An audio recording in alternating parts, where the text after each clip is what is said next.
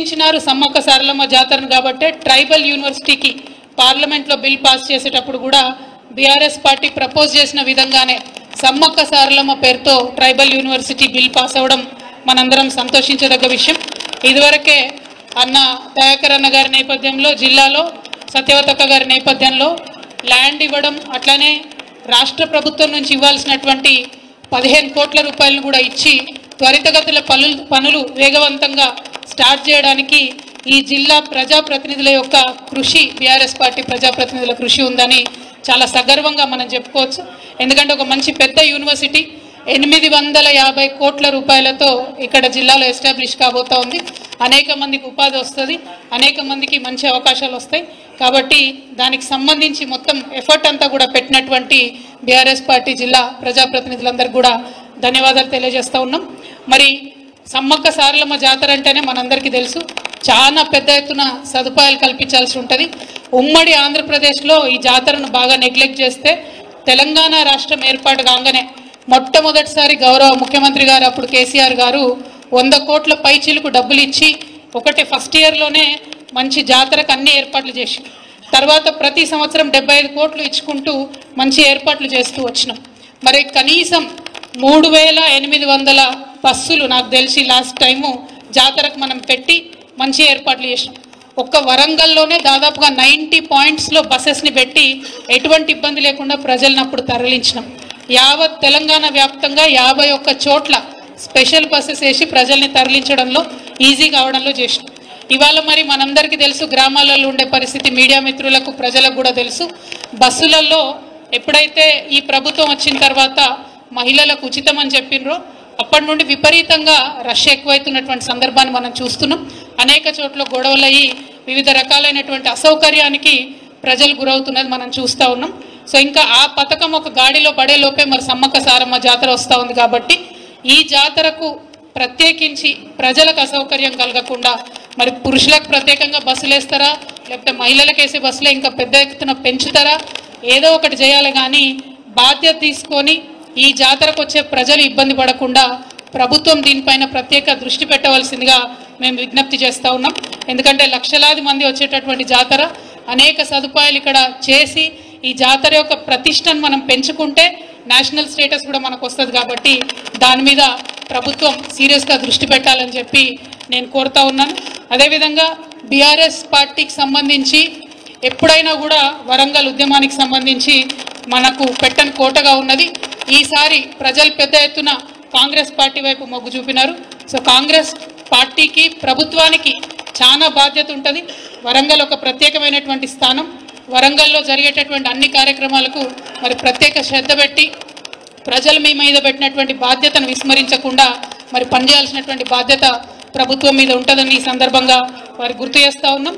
At the same time BRS party కార్యకర్తలు ఎట్టి పరిస్థితులలో మీరు మనోస్థైర్యం కోల్పోవద్దు.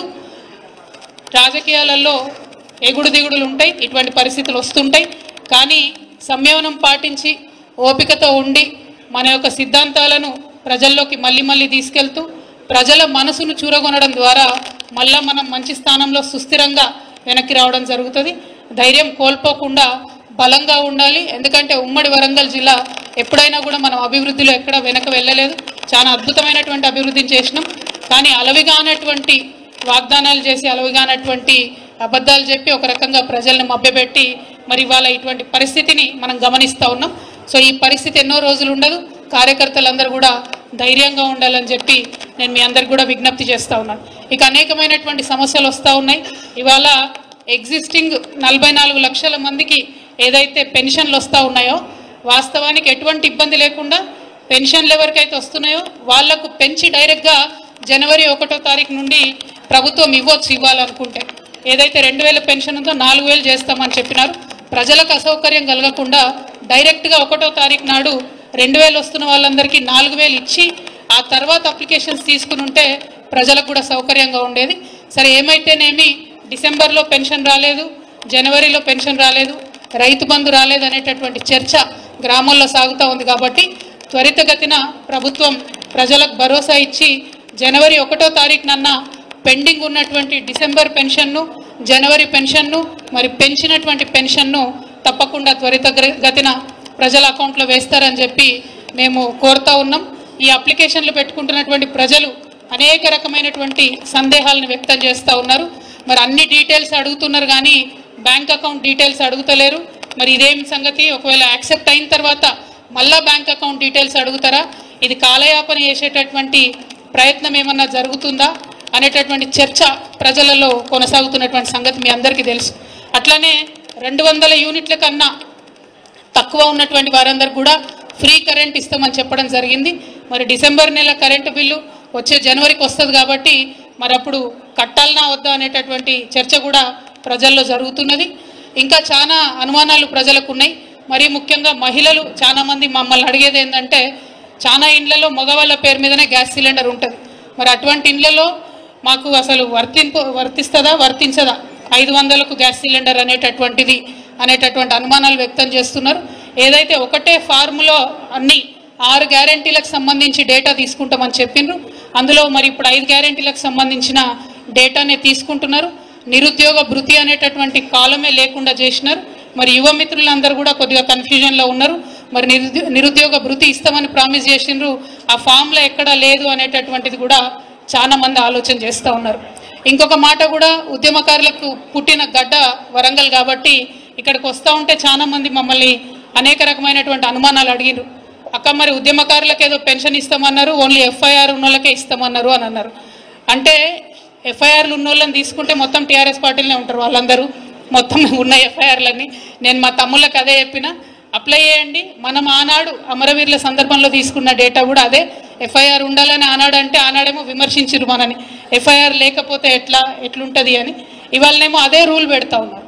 సో మరి ఇప్పుడున్న ప్రభుత్వం ఎవరైతే అప్పుడు విమర్శించిండ్రో, మరి ఇప్పుడు ఎఫ్ఐఆర్ పెడితే ఎంతమందికి ఇవ్వగలుగుతాము, ఎంతమంది మీద ఎఫ్ఐఆర్లు ఉంటాయి, ఎంతమంది మీద ఎఫ్ఐఆర్ కాపీలు ఉంటుంది, ఎఫ్ఐఆర్ లేకుండా ఉద్యమాలు చేసి అనేక కష్టాలు పడ్డటువంటి వారి సంగతి ఏంది అనే ప్రశ్నలు వాళ్ళు మనల్ని అడిగిండ్రు. మరి అదే ప్రశ్న ఇవాళ ప్రజల నుంచి మాకు ఎదురవుతూ ఉంది. నా రిక్వెస్ట్ ఏంటంటే, అందరూ కూడా అప్లై చేయండి. ఎఫ్ఐఆర్ ఉన్నా లేకున్నా ఉద్యమకారులందరూ కూడా అప్లై చేయండి. మరి ప్రభుత్వం రెస్పాన్స్ ఎట్లా ఉంటుందో కూడా చూడండి. అట్లానే కరెంటు బిల్లుకి సంబంధించి కూడా నేను బలంగా నమ్మేటటువంటి విషయం, 200 యూనిట్లకు తక్కువ ఉన్న వాళ్ళు ఎవరు కూడా కరెంటు బిల్లు కట్టకపోతే మంచిదని నేను అనుకుంటా ఉన్నా. ఎట్లాగో ఫ్రీగా ఇస్తామని చెప్పారు కాబట్టి జనవరిలో వచ్చేటటువంటి బిల్లును కట్టకపోతే బాగుంటుంది అనేటటువంటిది సూచన చాలామంది ప్రజల నుంచి మాకు అందుతున్నది. నేను మళ్ళీ తిరిగి అది ప్రజలకు చెప్తా ఉన్నాను. సో ఇట్లా ఒక్కొక్కటి కొంత కన్ఫ్యూజన్ ఉన్నది. ప్రభుత్వం కొన్ని విషయాల్లో క్లారిటీ ఇవ్వాల్సినటువంటి అవసరం ఉన్నది. ఎప్పట్లాగానే బీఆర్ఎస్ పార్టీ కార్యకర్తలు ప్రజలకు ప్రభుత్వానికి మధ్యలో వారధిగా ఉంటూ ప్రజలకు వచ్చేటటువంటి అనుమానాలను, ప్రజలకు వచ్చేటటువంటి ఈ లైన్లలో నిలబడేటటువంటి కష్టాలు మళ్ళీ మొదలైనవి. వాటిలో సౌకర్యవంతంగా ప్రజలు ఉండేటట్టు మన తరఫున ఎంత వీలైతే అంత ప్రజలకు సహాయం చేసేటట్టుగా ప్రయత్నం చేయవలసిందిగా నేను కోరుతా ఉన్నాను. మరొక మాట, ఇప్పుడు వచ్చినటువంటి ప్రభుత్వం పదే మనం చెప్తూ వచ్చింది, కంప్లీట్గా ప్రతి గ్రామంలో కూడా మరి నెట్వర్క్ ఉంది. ఈ సేవలో మీ సేవలో ఆల్రెడీ డేటా మొత్తం ఉంది. కొత్తగా మళ్ళీ డేటా ఎందుకు కలెక్ట్ చేస్తున్నారో అర్థం కానటువంటి పరిస్థితి ఉన్నది. ప్రతి ఒక్క పెండింగ్ అప్లికేషన్ మీ సేవలో ఉన్నది. అంటే ఒక బటన్ కొడితే చాలు మొత్తం డేటా వస్తుంది.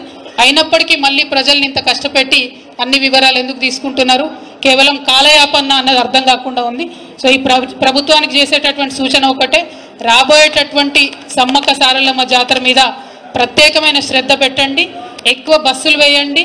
మహిళలకు ఉచితంగా ఇస్తామని చెప్తున్నటువంటి బస్సెస్ ఉన్నాయి కాబట్టి మరి పురుషులకు ప్రత్యేకంగా వేస్తారా, ఎట్లా ఏర్పాటు చేస్తారో చేయండి. ఈ జాతరలో మాత్రం ప్రజలు ఇబ్బంది పడకుండా ప్రయత్నం చేయవలసిందిగా కోరుతా ఉన్నాను. Thank you. జై తెలంగాణ.